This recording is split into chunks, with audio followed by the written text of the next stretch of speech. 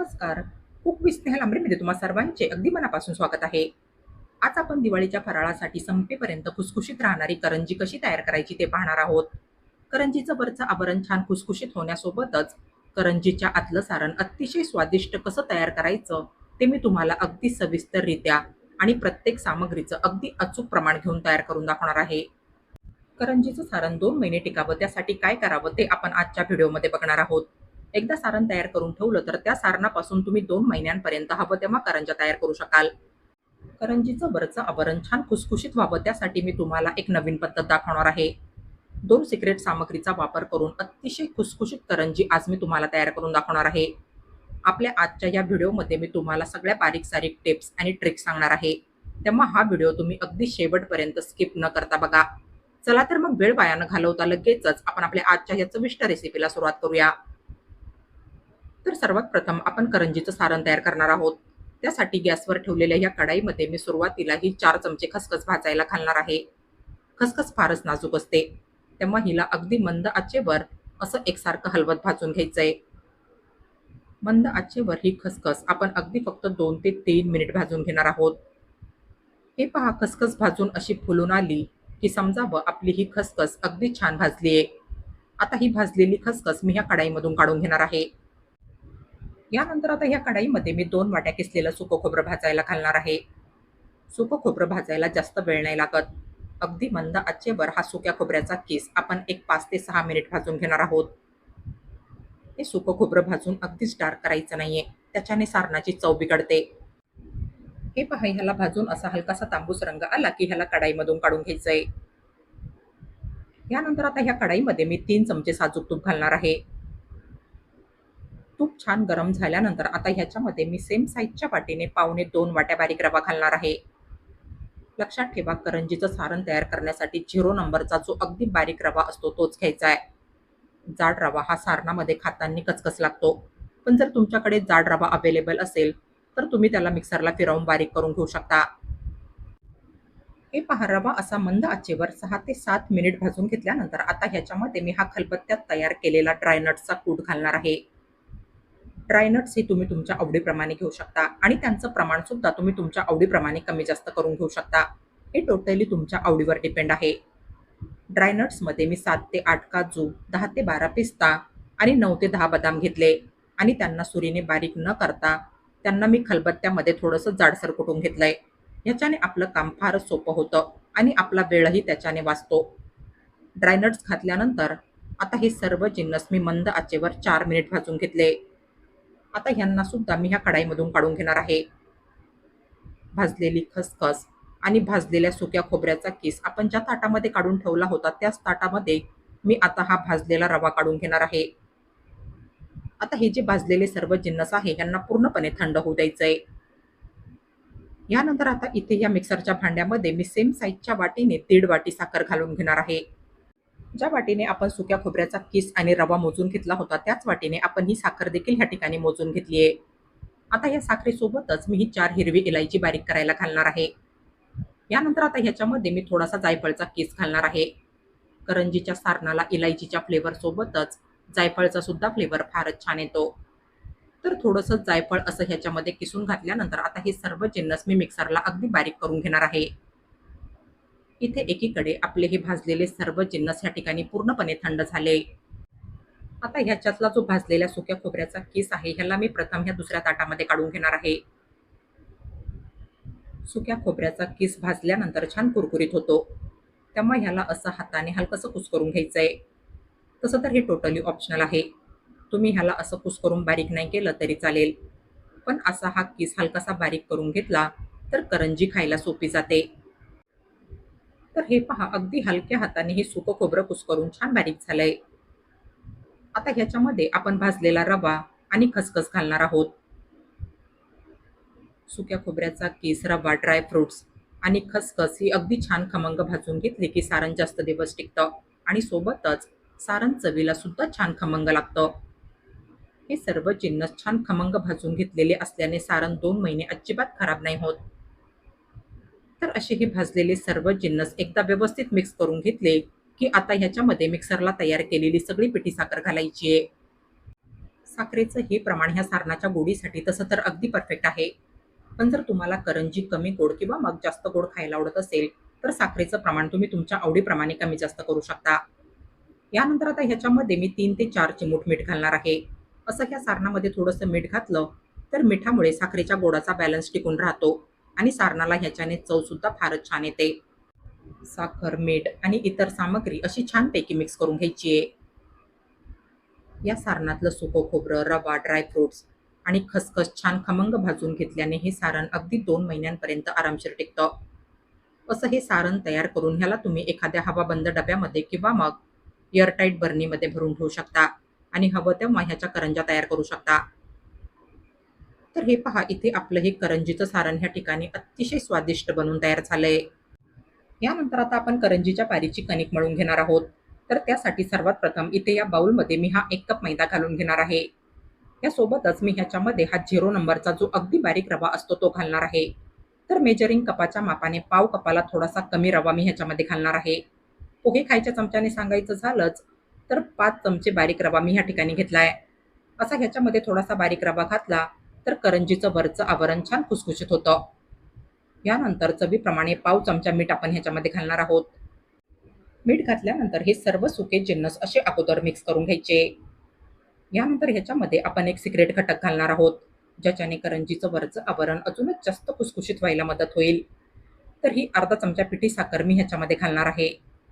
अशी ह्याच्यामध्ये थोडीशी पिठी साखर घातली तर करंजीचं वरचं आवरण अतिशय खुसखुशीत होतं. करंजी महिनाभर ठेवूनही नरम नाही पडत आणि करंज्या तळताना साखरेचं कॅरेमल होऊन करंज्यांना तळून रंग देखील फारच छान येतो. तर असे हे सर्व जिन्नस अगोदर चमच्याने मिक्स करून घेतल्यानंतर आता ह्याच्यामध्ये मी 4 चमचे कडकडीत गरम तेलाचं मोहन घालणार आहे.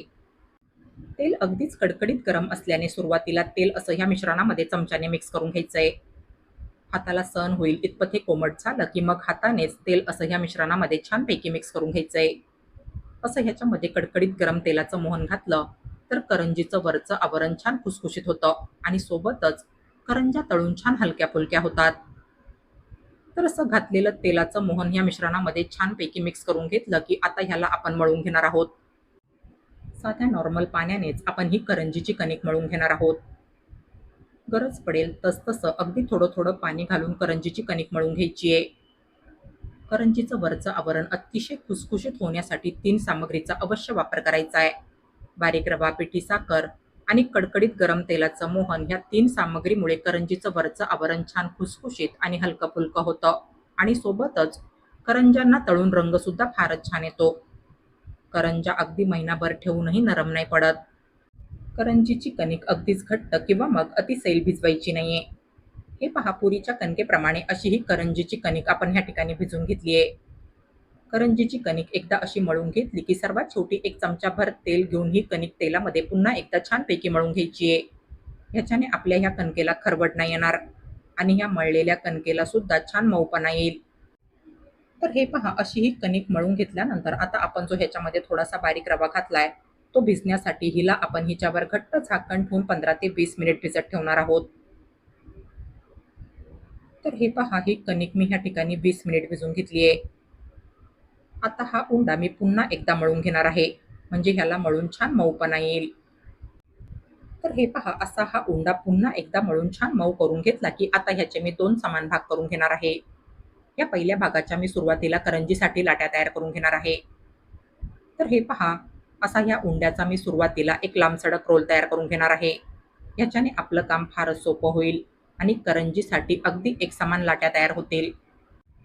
तर हे पहा, ह्याचा असा अगोदर रोल तयार करून घेतला की ह्याच्या अशा सुरीने एकसारख्या लाट्या कट करून घ्यायच्या आहे. प्रत्येक वेळी लाटी तयार करत बसण्यापेक्षा अशा अगोदरच सगळ्या लाट्या तयार करून घ्यायच्या आहे. ह्याच्याने आपला वेळ वाचेल. करंजीच्या सगळ्या पाऱ्या फटाफट लाटून होतील आणि शिवाय सगळ्या पाऱ्या अगदी एकसारख्या साईजच्या तयार होतील. तर अशी एक एक लाटी घेऊन हिचा असा हातावर गोल उंडा तयार करून घ्यायचा आहे. अशा सगळ्या लाट्या तुम्ही अगोदरच तयार करून ठेवू शकता.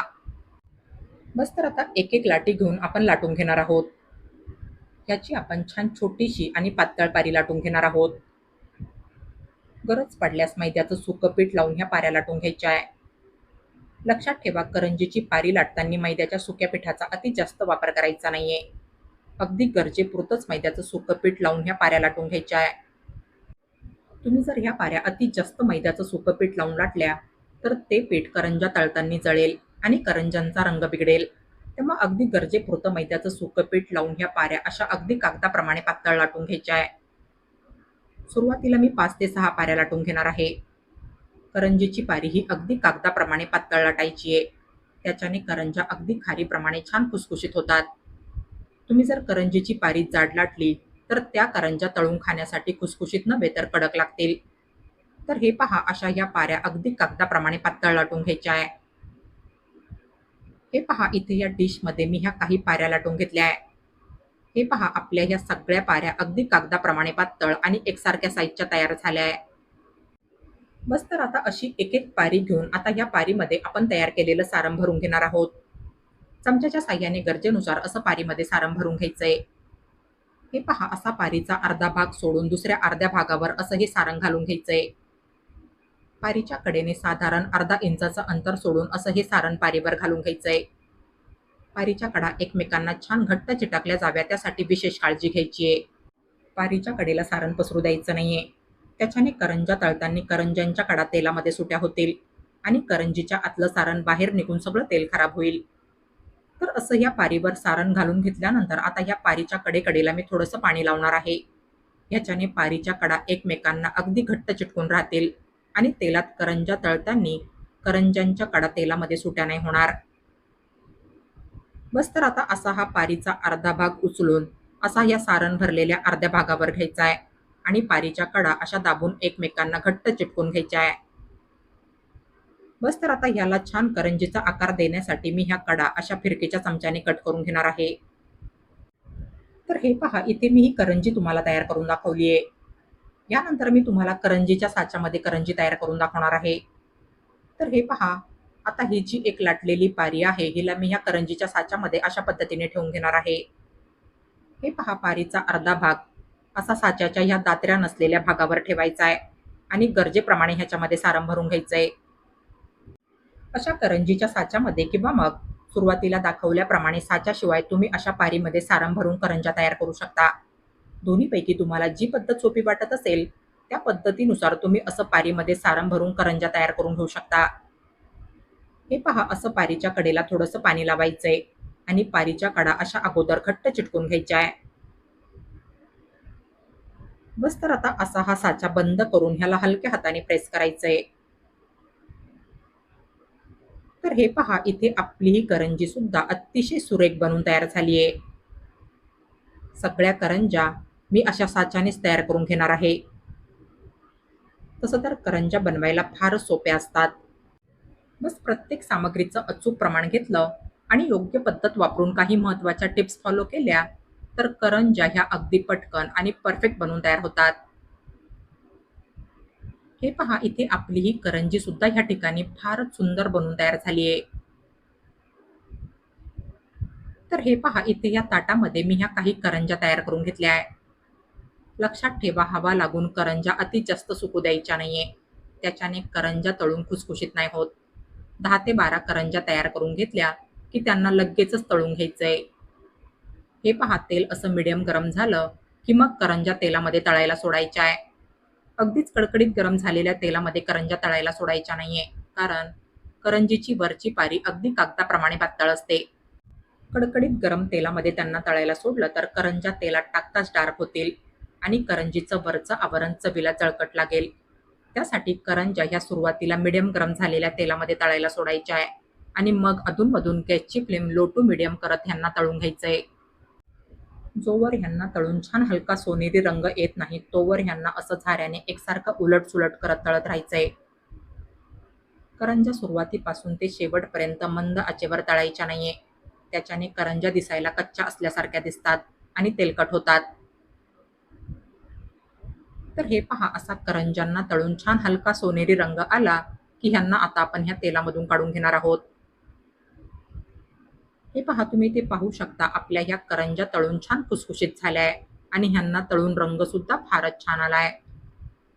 करंज्या गरम गरम तेलामधून काढल्यानंतर करंज्या पूर्णपणे थंड होऊ द्यायच्या आहे आणि मग ह्यांना एखाद्या हवाबंद डब्यामध्ये भरून ठेवायचंय. व्हिडिओमध्ये दाखवल्याप्रमाणे करंजीचं स्वादिष्ट सारण तयार करून अशा खारीप्रमाणे खुसखुशीत करंज्या तुम्ही अगदी महिनाभर स्टोअर करून खाऊ शकता. या पद्धतीने तयार केलेल्या करंज्या अगदी संपेपर्यंत नरम नाही पडत आणि खाण्यासाठी सुद्धा फारच खुसखुशीत आणि स्वादिष्ट लागतात. तर येत्या दिवाळीच्या फराळामध्ये तुम्ही माझ्या या रेसिपीप्रमाणे अशा खुसखुशीत आणि स्वादिष्ट करंज्या एकदा नक्की ट्राय करून बघा. आणि तुम्हाला माझी आजची ही रेसिपी आवडली असेल तर प्लीज माझ्या या रेसिपीला लाईक आणि जास्तीत जास्त शेअर करा. आणि अशाच नवनवीन आणि पारंपरिक रेसिपीज बघण्यासाठी माझ्या या चॅनलला सबस्क्राईब करा. चला तर मग भेटूया पुढील रेसिपींमध्ये. तोपर्यंत हेल्दी खा आणि हेल्दी राहा. Take care.